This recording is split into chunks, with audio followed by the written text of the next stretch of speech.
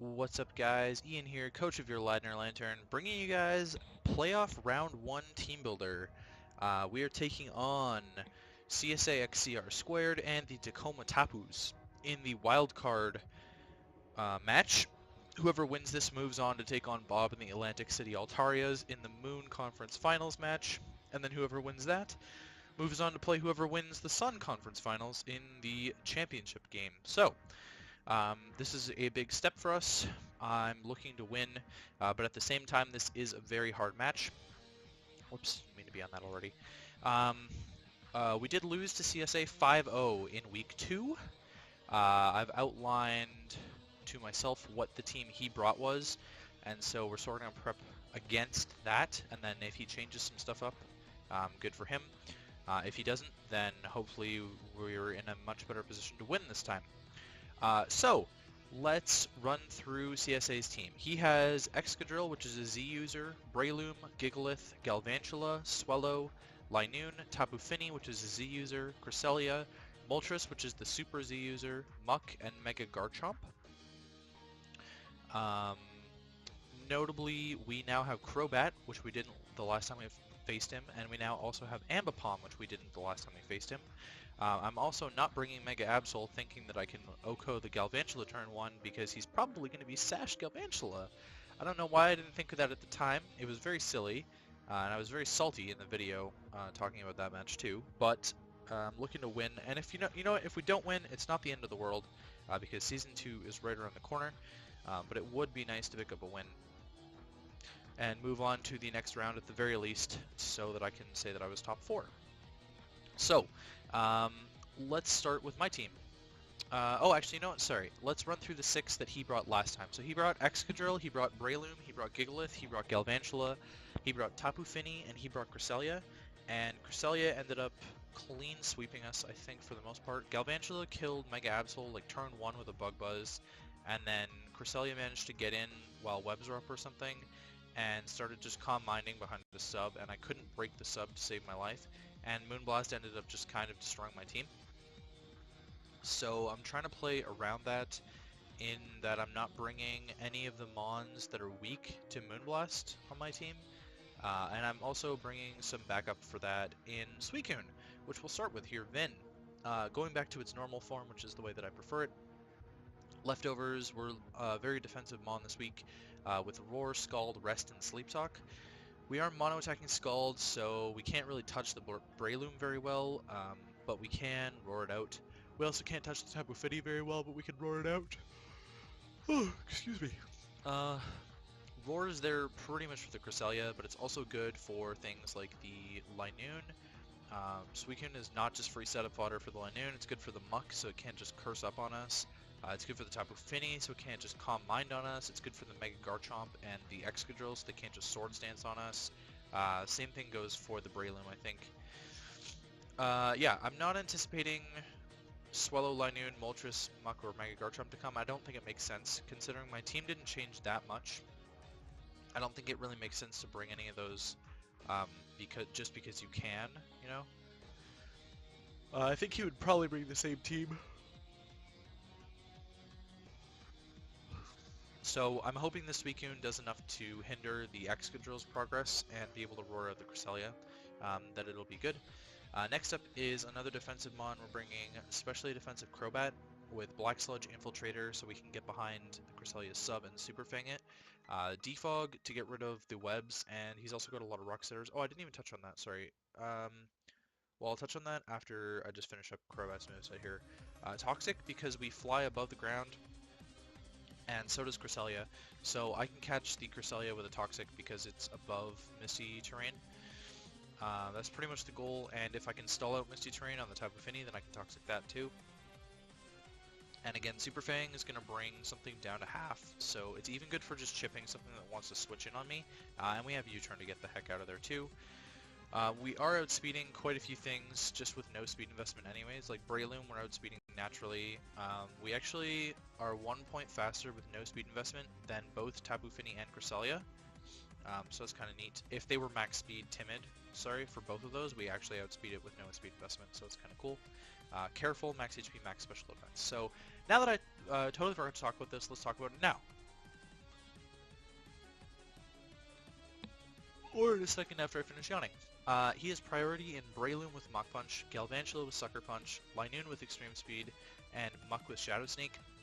He has hazards in Excadrill with Stealth Rock, Gigalith with Stealth Rock, Galvantula with Sticky Webs, Mega Garchomp with Stealth Rock.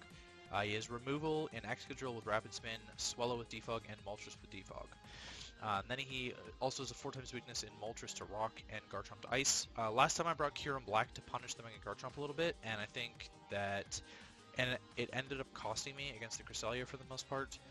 Although Mold Breaker Earth Power is really good against Cresselia for the most part, I wasn't able to do enough damage with Fusion Bolt. Maybe like a Banded set would have been the play, but then at the same time Excadrill just gets a free switch into a Fusion Bolt. So, yeah, and moving on to the next part of our defensive core, which I kind of leaked a little bit earlier. Here's Registeel, our normal gem Registeel. This is a little bit of a spicier set. I'm actually missing 4 EVs here. Let me just, there we go. This is a little bit of a spicier set on Registeel that I'm excited to use. Stealth Rock, Rock Slide, Explosion, and Earthquake. I'm hoping to catch something unawares and normal gem Boom on it. Normal gem is the only gem that's allowed in Sun and Moon, and normal gem Boom does a lot of damage, especially from max attack. But I did Boom on something else earlier in the season against the Jake Stallers. I can't remember, Clefable maybe. Rock Slide's there for the Moltres. We can catch that, or the Swallow, because we are a Spadef wall. This is actually a really good check to Swallow if he brings Swallow, because he can't touch us with a Boom Burst. We're max Spadef careful. Earthquake is there for things like the Excadrill. I might just lead this against the Galvantula too. But I would want to save the Boom for something else, maybe like a Breloom or something like that. Even just getting a ton of damage on Cresselia and booming would be really nice. Also, with a lot of attack investment, it's more likely that our Rock Slides are going to break the Cresselia sub if it gets to that, like it did last time, so that's kind of a thing.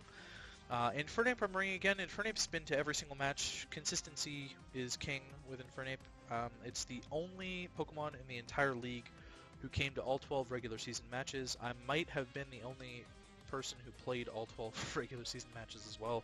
There were quite a few forfeits in there. But yeah, Infernape came to every single regular season match, and I see no reason why it shouldn't come to this playoff match either. It's shown up big. It was a positive member of the team, and I'm excited to bring it to the playoffs. So we're running Choice Scarf, very standard Choice Scarf for the most part. U-turn, Flare Blitz, Thunder Punch, and Earthquake. Flare Blitz is going to demolish the things that don't want to take a Thunder Punch and the things that don't want to take an Earthquake. So pretty much we can bop his entire team with this set. I might lead with this in U-turn on the Galvantula as well, assuming he's not Choice Scarf Galvantula as well. But we are speed tying Choice Scarf Galvantula if he is that. So that's Infernape. Late game cleaner. This has a chance to break, well, it'll probably break a Cresselia sub with Flare Blitz, but that's probably about it. Next I'm bringing a nifty Heliolisk. We're bringing Sandville Life Orb Heliolisk. I'm kind of counting on Sandville to activate, to be honest. I don't know if it will. I guess we'll have to find out, but there is a chance that I can Oko Excadrill with Surf if he doesn't hit me. So dodging would be great. That'd be absolutely fantastic. Otherwise, I kind of have to go into Crobat and then Suicune and like just pivot into my defensive Pokemon, which is really bad. Actually, you know what? I kind of need Roost on this, don't I? Oh, Toxic is really nice to have, but I can really use Roost. Maybe not Super Fang. Maybe I'll put Roost over Super Fang. Oh, Super Fang was so good, but I really need the recovery on Crobat now that I'm thinking about it. Because I don't have a Witch Passer on my team. So anyways, that's fine. Surf, Thunderbolt, Volt Switch, and Hidden Power Ice. He has the 2 ground types. Hidden Power Ice is there in case he decides to bring the Mega Garchomp. Besides that, I don't need that move slot except for hitting the Breloom as well, which is kind of neat. However, a Mach Punch is probably going to kill us from Breloom, so I don't know if I would stay in. Thunderbolt and Volt Switch are both really good pivoting moves for the most part. Well, sorry, Volt Switch is a really good pivoting move, and Thunderbolt hits his team relatively hard.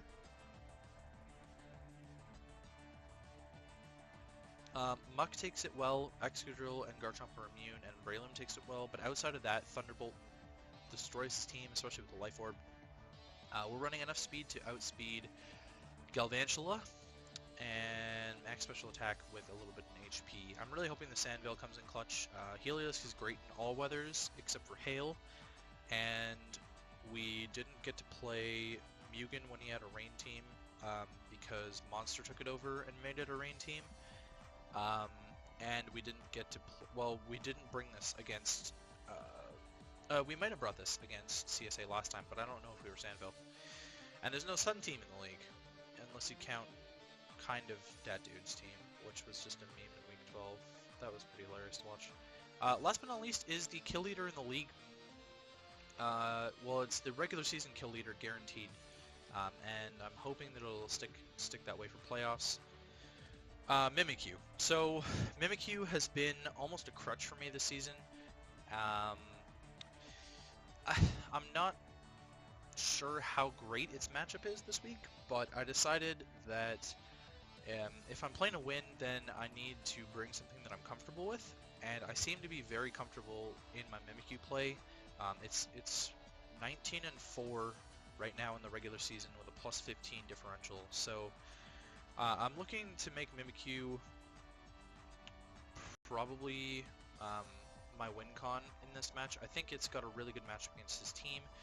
Like, Linoon can't just extreme speed through me because I have Mimikyu, so that's kind of a bonus right there. And besides that, Breloom can't Mach Punch it, so I get a player off on the Breloom. Excadrill can handle me okay, not at +2, but it can handle me okay at neutral. Playrough Oko's the Galvantula. It's a roll to Oko the Galvantula from full turn 1. I think that's Adamant. That is Adamant. So Playrough, you see how much damage Playrough's doing here to no bulk Galvantula. It's doing quite a bit still, but even Shadow Claw into Shadow Sneak is a guaranteed kill. Is it? Yeah. Yeah, Shadow Claw into Shadow Sneak is a guaranteed kill on that thing, so I might even lead Mimikyu and just pick off the Galvantula turn 1. Cresselia is kind of setup fodder if my Disguise is still up. And once that's dead, he does have the 2 normal types, keep this in mind, that he does have the 2 normal types, but he does not have a Ghost Resist on his entire team. So I can kind of just tear through him with Shadow Claw. We're running out of speed to outspeed the Mega Garchomp, and max attack, and the rest is in HP. I might move that to special effects, just to take a Cresselia hit a little bit better. So, no, I'm not going to do that. That's too much work. Yeah, so Mimikyu is definitely the poster child of this game for me.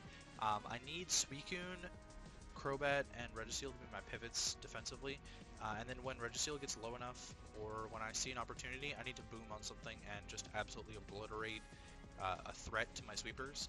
Infernape and Heliolisk, their jobs are to pivot around quite a bit and just get a lot of chip damage on a bunch of stuff, because Mimikyu, despite having really good setup, doesn't have the highest attack stat, so it does need some chip on things for me to be able to kill them later.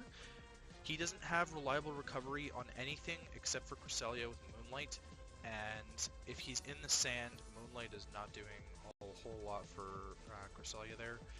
It's actually kind of bad synergy that he has Sand plus Cresselia. Besides that, he has Roost on Swellow and Moltres, and that's about it for reliable recovery, because his Muck is not allowed to have Recycle. This is Sun and Moon rules, this is not Ultra Sun and Moon. So Muck cannot have Recycle, Gluttony, shenanigans. I'm not even sure if regular Muck got any of that. I know Alolan Muck did. He could have Toxic Heal on Breloom. Again, I'm not running Flying. Oh, I just realized Breloom's 4 times weak to Flying. I totally forgot about that. I'm not running Flying coverage on anything, I don't think. But he could be worried about Brave Bird on Crobat. I'm really nervous for this game, just because he beat me already, but I think that makes it a little bit easier for me, because I know how he won, and he doesn't know how I won. And now that'll be, if we do win this playoff match, that's actually a theme, likely all the way to the finals, because we lost to Bob as well in our regular season match that we tried. And then on the other side of the bracket, there's Rudiger, Byron, and Cade, all of whom we lost to in the regular season as well. So we've lost to every single one in the playoffs. So we're, by far, I think, rated as the underdogs right now. And I'm hoping to prove that the team I drafted is good enough to make a playoff run at the very least, or show them that Mimikyu is not a force to be reckoned with. Yeah, so I hope I catch you for the match. This is week technically 13, but this is the playoffs round 1, and we're taking on Csaxcr and the Tacoma Tapus.